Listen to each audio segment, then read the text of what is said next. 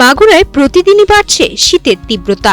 ঘন কুয়াশা, হিমেল বাতাস ও শৈত্যপ্রবাহের কারণে দিনের বড় একটা সময় সূর্যের দেখা মিলছে না। তাপমাত্রা কমে যাওয়ায় শহরের পাশাপাশি জেলার প্রত্যন্ত গ্রাম অঞ্চলেও শীতের প্রকোপ বাড়ছে। শীতের প্রভাবে মাগুরা সদর হাসপাতালে ঠান্ডাজনিত রোগে আক্রান্ত শিশু রোগীর সংখ্যা প্রতিদিনই বাড়ছে। ডায়রিয়া, নিউমোনিয়া, ঠান্ডা কাশি সহ বিভিন্ন রোগ নিয়ে ভর্তি হচ্ছে অসংখ্য শিশু। শয্যার সংকটের কারণে অনেক শিশুকে হাসপাতালের বারান্দা ও মেঝেতে মাদুর পেতে চিকিৎসা নিতে হচ্ছে।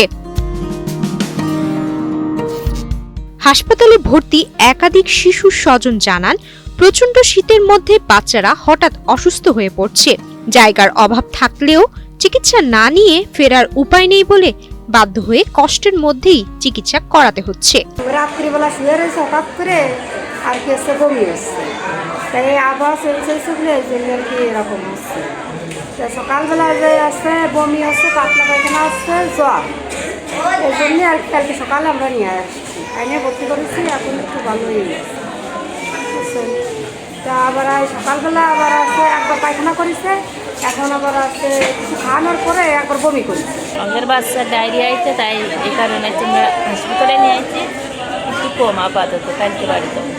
মাগুরা সদর হাসপাতালের শিশুরোগ বিশেষজ্ঞ ডাক্তার সাজিয়া আক্তার বলেন, শীত বাড়ার সঙ্গে সঙ্গে নিউমোনিয়া ও ডায়রিয়ার আক্রান্ত শিশুর সংখ্যা বেড়েছে। এখন শীতের প্রকোপ বেশি হয়, আমাদের এখন নিউমোনিয়ার হার একটু বেশি এবং ব্রঙ্কোলাইটিসের হার আমাদের বছরের সব সময় বেশি থাকে।